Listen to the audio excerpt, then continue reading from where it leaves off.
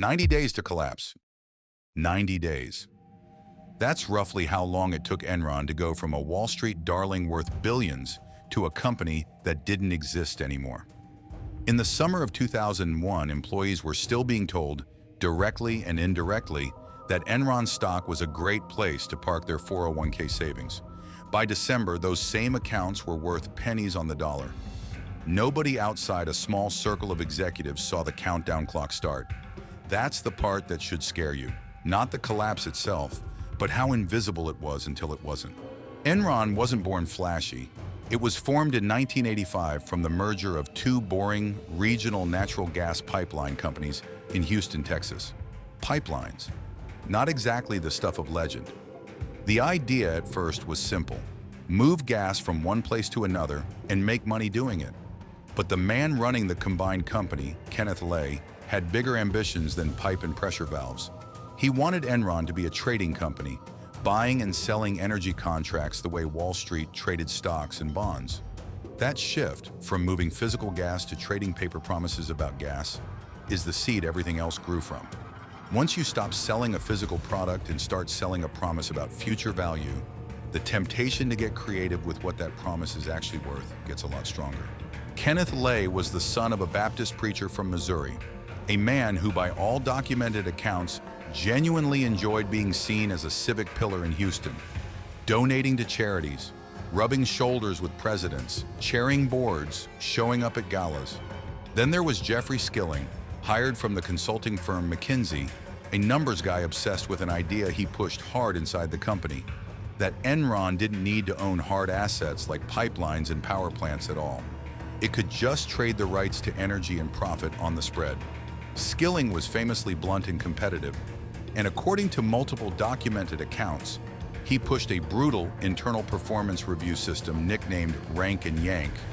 Employees graded on a curve, with the bottom roughly 15% fired every single cycle, regardless of whether the company as a whole was thriving. It created a culture where looking profitable mattered more than being profitable, where traders were rewarded for closing deals on paper, not for whether those deals ever actually made money down the road. Two very different men, one shared belief. Enron should look less like a utility and more like a casino with really good odds, and everyone inside better keep smiling and hitting their numbers or they were gone. For a while it worked, at least on paper.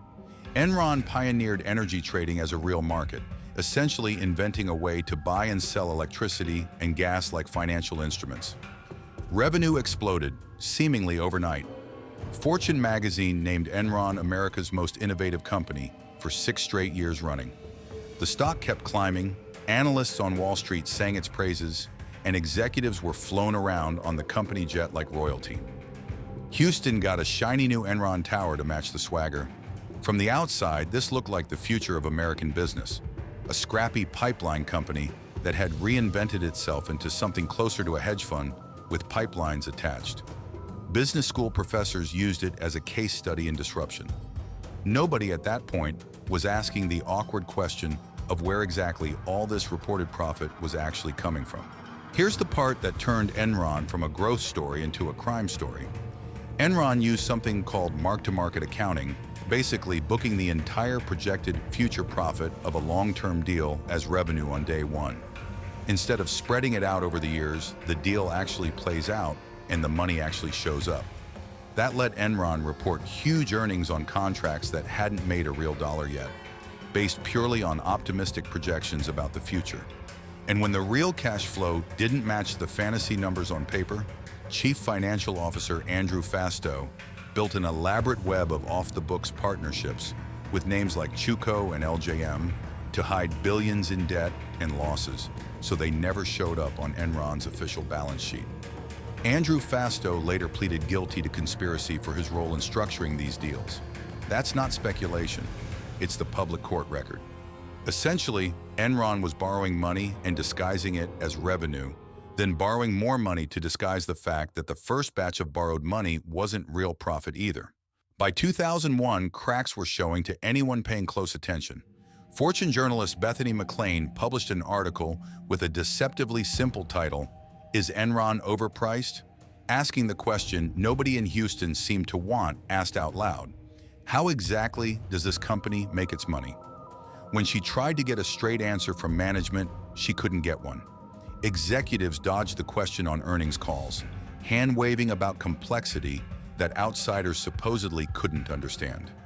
Meanwhile, Kenneth Lay and other executives were quietly selling personal shares of Enron stock, even as they kept publicly telling employees the company was rock solid and a great long-term investment. In August 2001, Jeffrey Skilling abruptly resigned as CEO after only about 6 months in the job, citing vague personal reasons. 6 months into the top job at a company he'd spent over a decade building toward that exact seat. That's not a retirement. That's a man getting off a train he already knows is heading somewhere bad. In October 2001, Enron restated its earnings, wiping out roughly $600 million in previously reported profits, and revealing over $1 billion in shareholder equity had basically evaporated because of those hidden partnerships. The stock, which had traded above $90 a share a year earlier, went into free fall. By November, it was down to single digits. Credit rating agencies downgraded Enron's debt to junk status, meaning lenders now considered the company a serious risk of not paying its bills. That downgrade triggered contract clauses, letting creditors demand immediate repayment, and Enron simply didn't have the cash sitting around to cover it. A last-ditch rescue merger with rival energy company Dynegy was announced, then collapsed within weeks once Dynegy's own accountants got a closer look at the books. At that point, there was no plan B left on the table. On December 2, 2001, Enron filed for Chapter 11 bankruptcy, at the time the largest corporate bankruptcy filing in U.S. history. Unlike some companies that use Chapter 11 to reorganize debt and keep operating, Enron didn't survive this one. The company was ultimately liquidated, its assets sold off piece by piece over the following years, and roughly 20,000 employees lost their jobs almost overnight. Many of them had a huge chunk of their retirement savings sitting in Enron stock, encouraged by a company that kept insisting everything was fine right up until it very publicly wasn't. Some employees watched decades of savings disappear inside a single quarter. Arthur Andersen, Enron's auditing firm, went down too, after being convicted of obstruction of justice for shredding Enron-related documents during the investigation. A conviction later overturned on a technicality, but by then the damage to the firm's reputation was permanent, and it never really operated as a major accounting firm again. Jeffrey Skilling was convicted in 2006 on multiple counts including fraud and conspiracy, and ended up serving over a decade in federal prison before an eventual release. Kenneth Lay was also convicted in 2006 on similar charges, but died of a heart attack that same year before he was ever sentenced. So his conviction was later vacated as a legal formality, meaning in the eyes of the law, he was never actually punished for it. Andrew Fastow, as mentioned, pleaded guilty and cooperated extensively with prosecutors, serving roughly 6 years. So no, Enron didn't just quietly go bankrupt in the boring cash flow problem sense, it got caught. The real lesson here isn't about pipelines or trading desks or even mark-to-market accounting rules. It's about what happens when a company's reported success and its actual financial reality become two completely different numbers. And the people at the top know it and keep smiling for the cameras anyway. 20,000 people lost their jobs. A lot of them lost their retirement too, because they'd been told, directly or by omission, that buying more of their own employer's stock was a smart, safe move. If your retirement account is heavily loaded with stock in the company you work for, that's worth a second look. Ask yourself honestly, are you an investor here or just a hostage to management's PR? Let me know in the comments. Do you think anyone at the top could have stopped this before it snowballed, or was the whole model rotten from day one? Subscribe. We post a new bankruptcy story every day. Which company's collapse do you want to see next? Write it in the comments.